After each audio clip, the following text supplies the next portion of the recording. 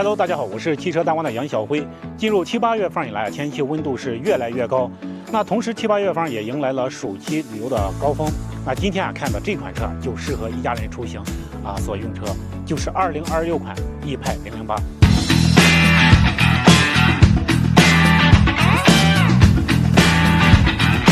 2026款逸派008提供了这个5座和6座版，可以看到整体的这个外观造型，我觉得还是非常大气的，特别饱满的感觉。用了这个贯穿式的这个灯带，左右两侧的这个导流槽，它做了一个挖空的处理，而且这个风口是比较大的。那这一台车的这个风阻系数在同级别里面它是做的比较优秀的，只有0.28，底下是一个小尺寸的进气格栅，并且带了一个小小的一个前唇。转到车身侧面继续看，明显感觉到这台车非常的长。它这个车长超过了5米，轴距是3025毫米，所以有种这个 MPV 的这种感觉。右后方是一个充电接口，我们看的这台车是一个增程车，它同样提供了这个快充和慢充。增程车型上它的这个充电费率可以达到一个3C，30%到80%的充电时间只需要15分钟，纯电续航里程是202公里。那我觉得满足这个日常上下班一周充一次还是 OK 的。它的综合续航里程达到了1200多公里。接着看一下它的后备箱，有一点我觉得后备箱的这个地台高度刚刚好，而且它还是一个纯平的这么一个设计，所以很方便搬取物品。它有一个暗格，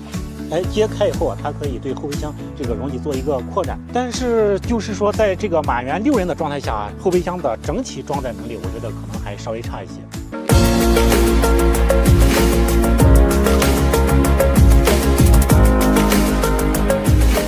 这几个座椅可以进行各种的组合调节。你比如说，只有2人出行的情况下，你就可以把这个主驾和副驾这个椅背放倒组成2张单人床。但是如果是2个大人带2个小孩出行的话，那你就可以利用这个后备箱加上第3排椅背放倒的情况下，又可以组成2张这个单人床整个的这个空间还是非常灵活的。总体的这个座舱设计还是走的这种简洁时尚风，把一些常用的实体按键也都变成这种触摸了融入到这个大屏上了。我觉得这点可能不太好吧。对于一台家庭用车来说，常用的实体按键保留一些，我觉得还是很方便的。那现在的这一块中控屏是15.6英寸，用的是8295的芯片。可以看到它来回切换的时候，这种丝滑程度还是没得说的，并且在2026款逸派008的这个界面增加了一个3D 的这个车模，你可以看到旋转起来非常的丝滑。这是一台家庭用车，所以它考虑到了很多这个家庭出行的时候它并不说全员出行。你比如说只有一个大人带着一个孩子，那这样的话你打开亲子模式，我给大家演示一下。你可以看到副驾这个座椅它一直是往前移动的，那同时副驾后排的这个座椅它也是在往前移动，这样的话就是方便我与孩子这样的一个近距离的交流。那我觉得像类似于这样的针对家庭出行的这个场景这些细节的设计，在这台车上有很多的这个体现。这台车也带了一个车载冰箱，可以容纳6.5升你放几瓶这个水可乐是完全没有问题的。但是遗憾的是，这个冰箱的这个温度只有5度或者50度2档调节。这个娱乐屏的尺寸是15.6英寸 2.5K 的，当然这个清晰度你是可以升级的。可以看到里面有很多的这个包括电影电视剧以及像这个小孩爱看的动画片这些资源还是蛮丰富的。这个扶手它可以自由的一个调节，而且这个扶手上面还带了2个杯架。这个座椅是零重力座椅，你这个座椅前方它带了一个小桌板，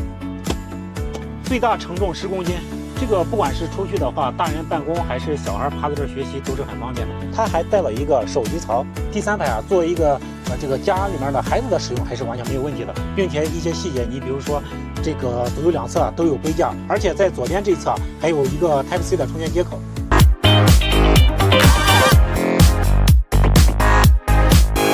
现在我开的这台车是增程版本，我现在用的是燃油优先模式。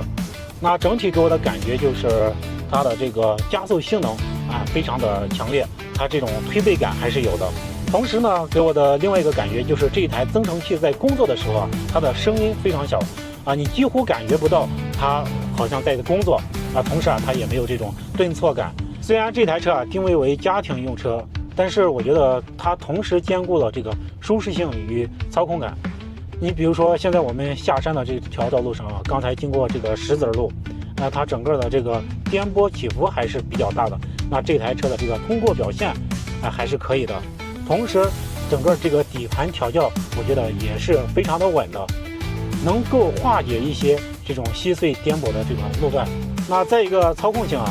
就比如说我们在这个盘山道路过程中啊，需要不断的这个调整方向盘，但是每一次的这个调整啊，都非常的精准啊，真的是指哪儿打哪儿的这种感觉。这台车的这种前挡风玻璃，包括4个车门都用了双层夹胶的处理，所以整个车内啊，你开起来以后，不管是风噪还是胎噪啊，这种抑制还是做的相当到位的。一路开过来啊，体验了这个盘山道路、快速道路，这台车有很多这个点还是让我印象很深的。你比如说这个底盘的调教，包括对噪音的抑制以及大空间。那对于家庭用户来说，除了 MPV，又多了一种选择。